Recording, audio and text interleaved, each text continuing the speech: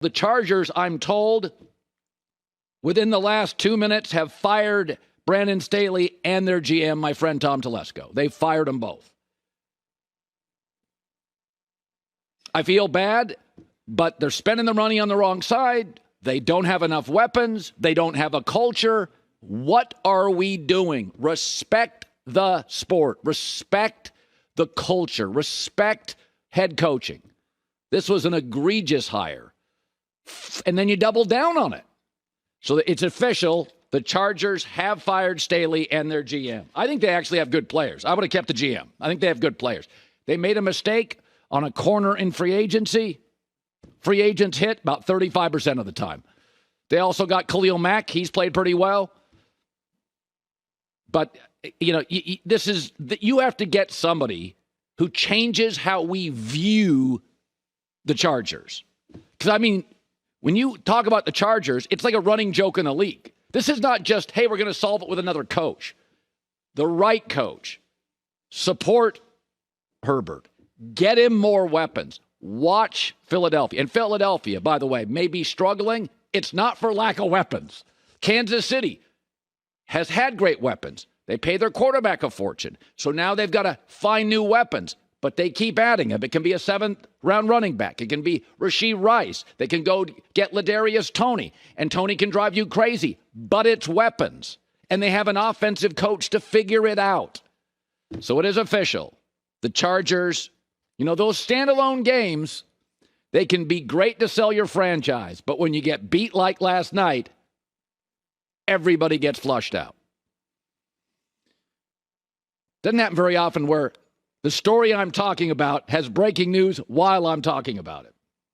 And the team now has just confirmed the report that the Chargers have fired their head coach and their general manager. So again, this is not a terrible job. You've got a quarterback, you've got the left tackle, you've got one good weapon, a running back you have to make a decision on. You've got a Bosa, Khalil Mack edge rushers. You have one corner I like. You got to move off some of these older non-vital positions like Derwin James at safety. You may have to move off your center you went and got from the Packers and spent a lot of money on, but he's banged up. But this is not Carolina. Like with a crazy owner who'll just fire you. We wanted Brandon Staley fired last year. Everybody in the world's like, this isn't working. It's getting worse. He's a defensive coach. The defense is getting worse. Like everybody wanted this thing last year. So the Spanos family, you can have criticisms, and I have them, and I know them. But they gave him another year. Like this is not Carolina bad. This feels to me a little like New Orleans, where I've got a roster. I've got some things in place I like. I've got a quarterback, though Herbert's better than Derek Carr. I've got some weapons that are okay. I just don't have the right coach. And the coach, either Dennis Allen or Brandon Staley, is on the wrong side of the ball.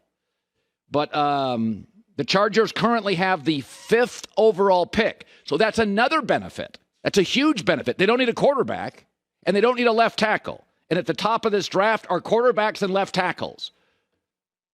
Herbert's not playing the rest of the year, so you may end up with a 4th pick. This is a really, really uniquely good job. This is like, remember when the Packers moved off McCarthy and Matt LaFleur gets that job and you're like, all right, they're not winning now, but I've got Aaron Rodgers. He's a little prickly, but I've got a running back I like. I've got a couple of offensive linemen I like. This is potentially a really good job. Don't screw it up. The Chargers right now have the 5th pick. Herbert's not playing. They probably end up 4th or 3rd. They do not need a quarterback, and they do not need a left tackle. You could move this thing and get another 1, another 2, and this roster's not terrible. It is not a great year for candidates for coaches. So the Chargers have fired their GM and their head coach, Brandon Staley, a very inexperienced choice. 1 year as a coordinator, only 4 years of professional coaching was chosen over Sean Payton, who wanted the job and was interested, and Brian Daboll, who wanted the job and was interested, I'm told. So Staley was the wrong fit. Then they doubled down. Dean Spanos just released this statement. The owner saying our fans have stood strong through the ups and downs. They deserve more. Frankly, they've earned more. Last night, as you all watched, this is me talking, not Dean Spanos, really a low point for a franchise that's had some really good teams. I grew up with Dan Fouts, Phillip Rivers, Justin Herbert got to the playoffs. This is not a franchise that hasn't had success. They've had star quarterbacks. Fouts, Phillip Rivers, Drew Brees, Justin Herbert. They get the quarterback right.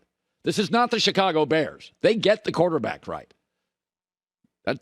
This is not Carolina. They've got weapons and talent.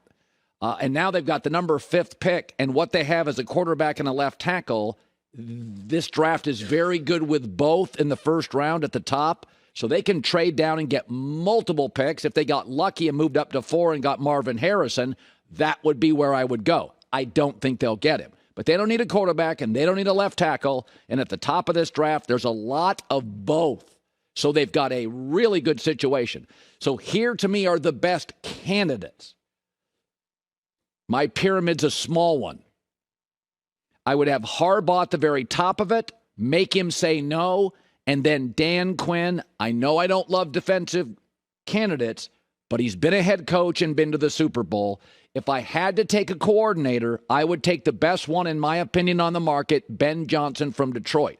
Now, I would also give Brian Daboll and his agent a call and give up picks to get him. Again, you have some options here. This is not a talentless franchise.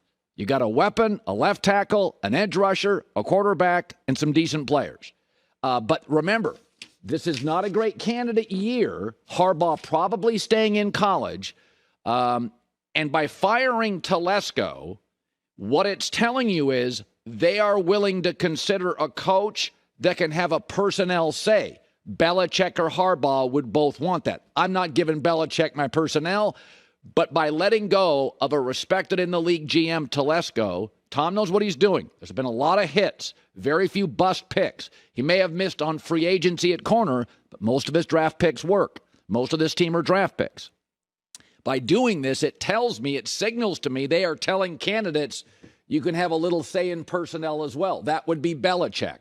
That would be Harbaugh.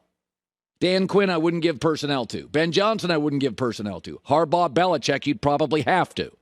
Now, remember, also, it's not a great year for candidates, and there's other jobs that are very attractive. The Jets have Aaron Rodgers and an elite defense. That may come open. I wouldn't fire Saleh. They may. Never trust the Jets. Buffalo. I doubt they fire Sean McDermott. But if you get Josh Allen and a decent roster, that's attractive. Washington's got new, very wealthy owners. That'll be out there. Buffalo has 2 of the top 5 picks and could get Caleb Williams. The Bears, 2 top 5 picks, Caleb Williams, that could be open. So it's not a year of great candidates, and there's a few jobs. Atlanta, by the way, I wouldn't fire Arthur Smith. I would not. But they've got a young receiver I like, a star back, a tight end, a decent O-line, and a great defensive lineman. So Atlanta could be open. Washington's going to be open. Vegas, I don't know if Antonio Pierce is getting it. They've got some nice offensive pieces. A left tackle, a star receiver, a star back. So I think you got to go big, lean offense. By firing the coach, Brandon Staley, and the GM, it sends a signal to me that they're willing to give a Belichick or a Harbaugh some say in personnel. Harbaugh would demand it. Belichick, though he would demand it, maybe if Harbaugh's the leading candidate, you don't have to give Bill too much power like he has in New England. But interesting. All of it very interesting. Chargers starting over.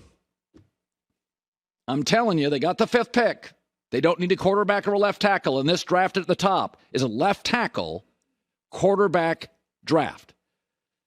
Of the top picks, there's one defensive end people like. One.